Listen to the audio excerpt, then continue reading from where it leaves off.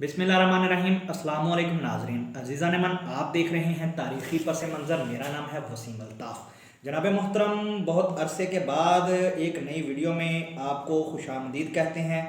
इससे पहले जो हमने वीडियो की थी उसमें हमने बेसिकली जो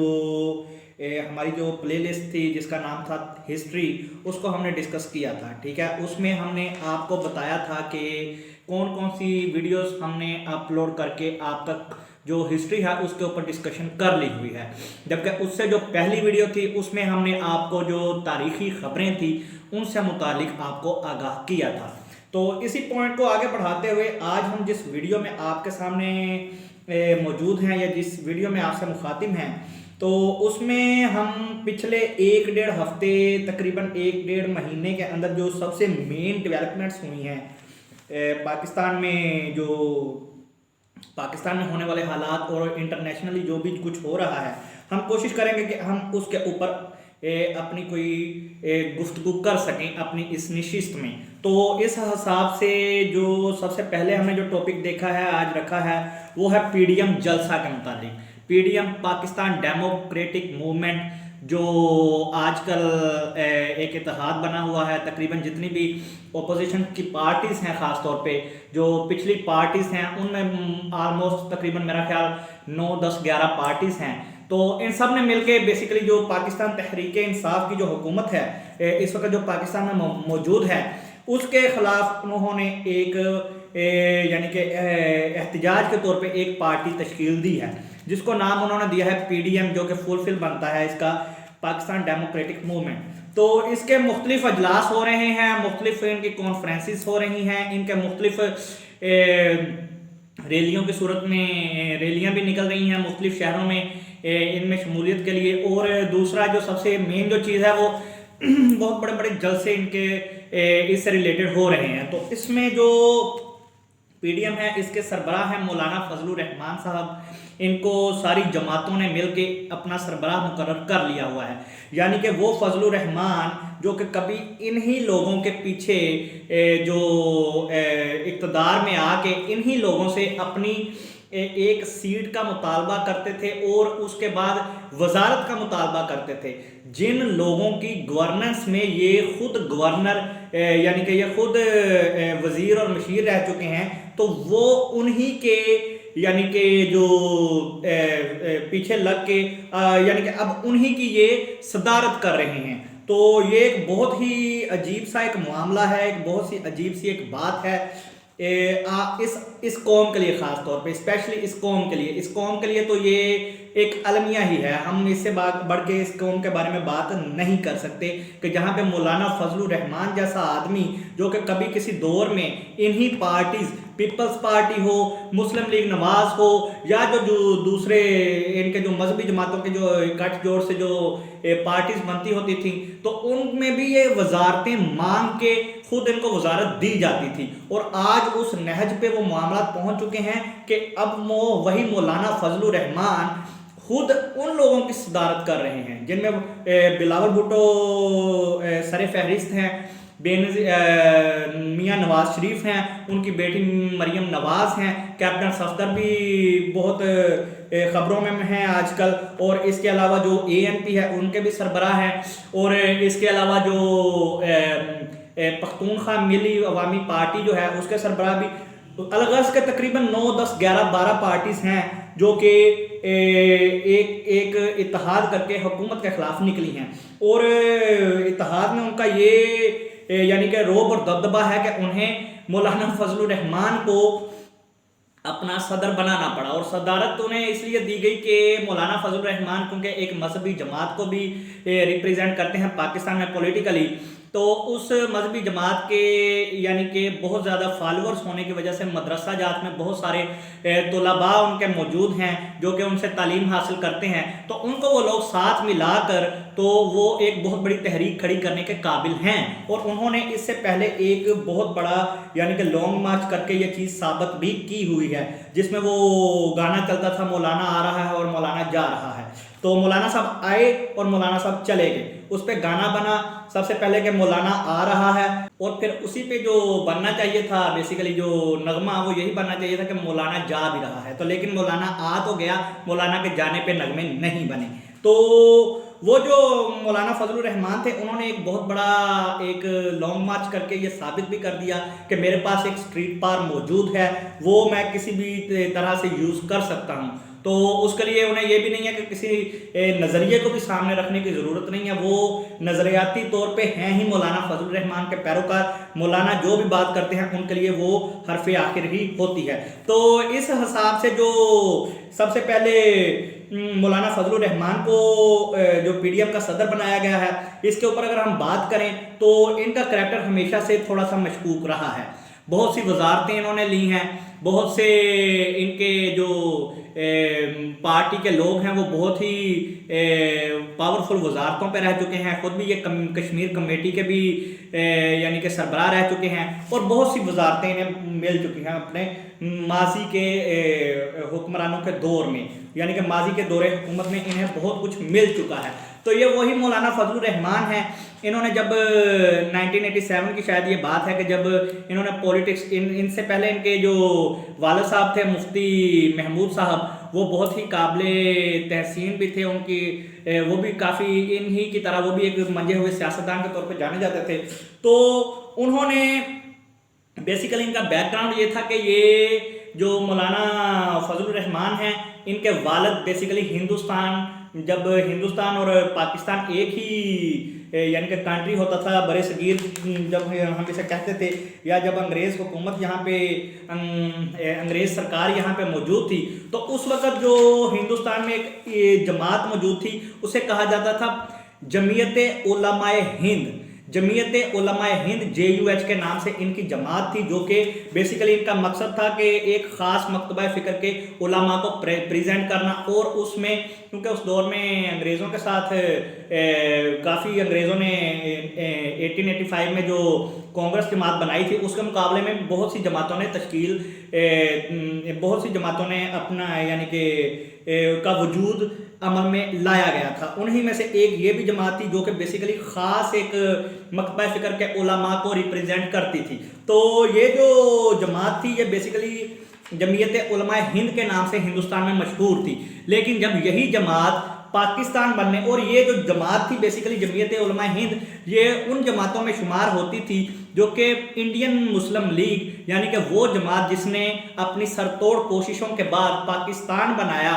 اس میں انہوں نے بے حد اہم کردار ادا کیا تھا. یہ جو مسلم لیگ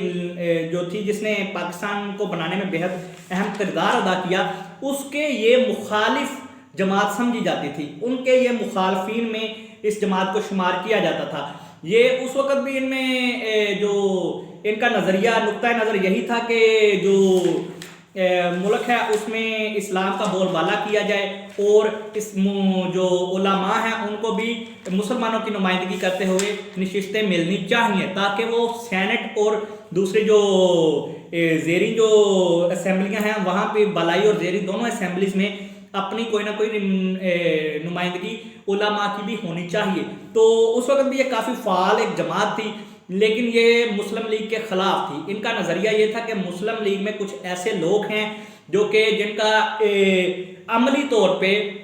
مسلمانوں کی جو ایک سٹرکچر ہے, جو کہ مسلمانوں کا ایک ہونا چاہیے حلیہ, وہ ان سے نہیں ملتا جلتا. اور ان کا جو حلیہ ہے وہ خاص طور پہ انگریزوں کی جو انگریز سرکار ہے اس سے ملتا جلتا ہے, جس میں وہ قائد اعظم محمد علی جناح رحمۃ اللہ علیہ کا نام بھی لیتے تھے, اور پھر اس کے بعد وہ علامہ اقبال رحمۃ اللہ علیہ کا نام بھی لیتے تھے, اور بہت سے ایسے ان کے جو لیڈرز تھے مسلم لیگ کے ان سب کا نام بھی یہ لوگ لیتے تھے. اور انہیں کھلے عام یہ لوگ شب و ستم جو بھی آپ کہہ لیں وہ کرتے تھے, ٹھیک ہے. تو یہ لوگ ان لوگوں کی کوشش ہوتی تھی کہ کسی طرح سے ہم مسلم لیگ کے خلاف چلیں. تو یہ ایک ان کی ایک سوچ تھی اس وقت جب یہ ہندوستان میں تھے. تو ہندوستان میں بھی یہ لوگ یعنی کہ جو جمعیت علماء ہند کو ریپریزنٹ کرتے تھے, تو جمعیت علماء ہند پہلے ہی مسلم لیگ کے خلاف تھی, اور یہ وہ جماعت تھی جو بیسیکلی پاکستان بنانے کے خلاف سمجھی جاتی تھی. اس جماعت کو سمجھا یہ جاتا تھا کہ یہ جو جماعت ہے یہ بیسیکلی پاکستان کی تحریک کو ناکام کرنے کے لیے بنائی گئی ہے, اور ان کے تند و تیز جو حملے ہوتے تھے وہ بھی مسلم لیگ کے خلاف ہی ہوتے تھے. ان کا زیادہ تر فوکس مسلم لیگ کے خلاف ہوتا تھا, نہ کہ انگریز سرکار کے. تو اس وجہ سے انہیں بہت سی تکالیف کا سامنا بھی رہتا تھا مسلمانوں کی طرف سے. بہت سے انہیں جو مذہبی ٹائپ کے لوگ تھے جو ان سے منسلک تھے, خاص طور پہ لوگ, وہ ایک گروہ تھا, وہ ایک آپ کہہ سکتے ہیں کہ ایک جماعت تھی جو انہیں ریپرزینٹ کرتی تھی. لیکن بہت سے مسلمانوں کے گروہ تھے جو انہیں بالکل بھی پسند نہیں کرتے تھے. لیکن پھر کیا ہوا کہ پاکستان بن گیا. پاکستان کے بننے کے بعد اب جب یہ لوگ کیونکہ خیبر پختونخوا کے علاقوں میں پائے جاتے ہیں, تو وہاں پہ یہ ان کا یعنی کہ ایک سٹرونگ ہولڈ ہے وہاں پہ, یعنی کہ یہ لوگ یا وہاں کے سربراہ ہیں یہ لوگ, اور ان کو بہت زیادہ مقبولیت بھی وہاں پہ حاصل ہے, اور یہ لوگ وہاں کے بہت لمبے عرصے سے وہاں سے الیکٹ بھی ہوتے آئے ہیں. تو وہاں کے لوگوں نے انہوں نے وہاں پر آ کر جب اپنی جماعت بنانی چاہی تو اس کا نام نظریاتی طور پہ ویسے جمعیت علماء پاکستان ہونا چاہیے تھا, کیونکہ وہاں پہ جو جماعت تھی اس کا نام تھا جمعیت علماء ہند, یعنی کہ ہند کے جو علماء ہیں ان کی یہ جماعت تھی. تو پاکستان میں یہ نام بیسیکلی ہو جانا چاہیے تھا جمعیت علماء پاکستان, لیکن اس سے انحراف کرتے ہوئے انہوں نے ایک بہتر نام منتخب کیا اور اس کا نام رکھا گیا جمعیت علماء اسلام. تو یہ جمعیت علماء اسلام تھی جو کہ جمعیت علماء ہند سے جمعیت علماء اسلام بن گئی پاکستان میں آ کے. پہلے یہاں پہ اس میں مولانا سمیع الحق کا اور ان کا اختلاف بھی رہا ہے جب مولانا فضل الرحمان آئے ہیں. تو لیکن اس سے پہلے جو ان کے والد تھے مفتی محمود احمد, مفتی محمود وہ بہت ہی منجے ہوئے سیاستدانوں میں سے بھی ایک تھے, اور جس طرح یہ مولانا فضل الرحمان ہیں اسی طرح وہ بھی بہت زیادہ یعنی کہ اپنے علاقے کے منجے ہوئے لوگوں میں شمار ہوتے تھے, یعنی کہ ان کو لوگ قدر کی نگاہ سے دیکھتے تھے انہیں. تو یہ جو مولانا فضل الرحمان ہیں انہوں نے جب سیاست میں قدم رکھا اپنے والد کے یعنی کہ انتقال کے بعد, تو ہوا یہ کہ انہوں نے 1987 میں شاید غالباً یہ بات ہے کہ سیاست میں ان ہوتے ہی ایم این اے سلیکٹ ہوتے ہی ان کا سب سے پہلے بیان آیا بے نظیر بھٹو کے خلاف. جی ہاں بالکل, بے نظیر بھٹو کے خلاف ان کا بیان یہ آیا کہ بے نظیر بھٹو کیونکہ ایک عورت ہیں اور عورتوں کو اسلام میں یہ حق ہی حاصل نہیں ہے کہ وہ یعنی کہ کوئی اہم عہدہ حاصل کر سکیں حکومت میں. یعنی کہ انہوں نے ایک صاف سا اپنا ایک فتویٰ جاری کر دیا, کیونکہ اسلام کا نام آ گیا تو انہوں نے بیسیکلی یہ فتویٰ ہی نکالا تھا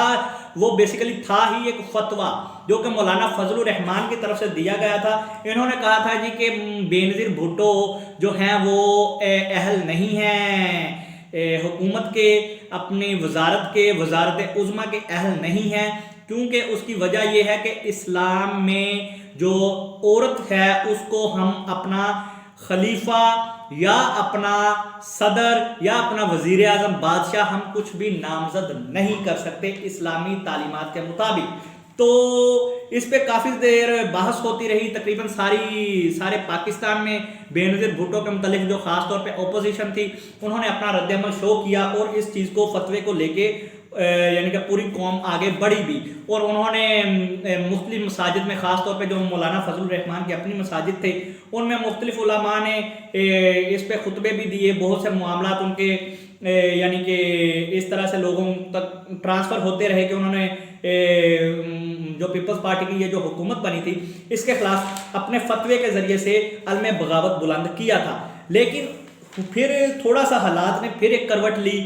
ہوا یہ کہ اسی فتویٰ جاری کرنے کے تقریباً 3-4-5 دن کے بعد ایک تصویر شائع ہوئی. وہ تصویر بہت خطرناک تھی, خاص طور پہ مولانا فضل الرحمان کے جو چاہنے والے ہیں ان کے لیے. مولانا فضل الرحمان کے جو فتویٰ تھا اس حساب سے وہ تصویر بہت ہی خطرناک تھی. اس کی ریزن یہ تھی کہ اس تصویر میں دیکھا جا سکتا تھا کہ بینظیر بھٹو ایک چیئر کے اوپر بیٹھی ہوئی ہیں، بینظیر بھٹو اپنی چیئر پہ براجمان ہیں، جبکہ اس کے بعد ان کے سامنے جو ایک شخص بیٹھے ہوئے ہیں وہ ایک پگڑی باندھے ہوئے، ایک داڑھی رکھے ہوئے، جن کی داڑھی بھی ماشاءاللہ کافی بڑی داڑھی تھی اور ان کی پگڑی تھی، انہوں نے وہ وہاں پہ ان کے قدموں میں بیٹھے ہوئے ہیں۔ وہ قدموں میں بیٹھا ہوا شخص ایک مولوی تھا، ایک عالم تھا، علماء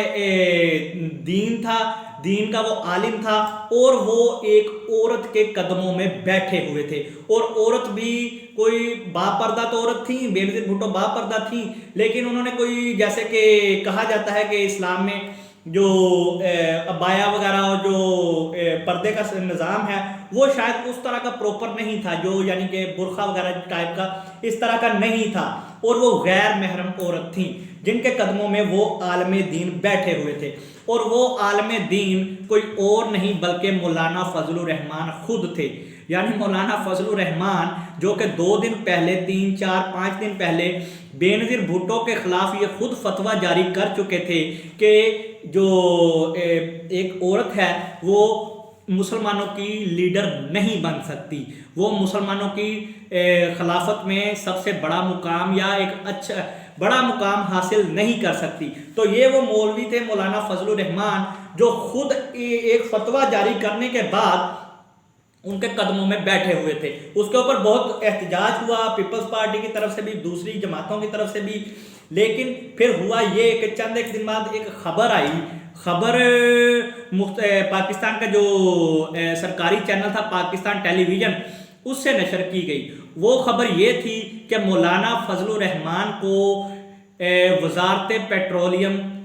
دے دی گئی ہے، یعنی کہ مولانا فضل الرحمان کو پیپلز پارٹی کی اسی حکومت میں جس کو وہ حرام کہہ چکے تھے دینی لحاظ سے، اس حکومت میں وزارت پیٹرولیم مل چکی تھی، اور اس وزارت کی وجہ سے ان کو بعد میں افغانستان میں جو اس وقت کیونکہ جنگ چل رہی تھی وہ سوویت یونین کی، تو اس وقت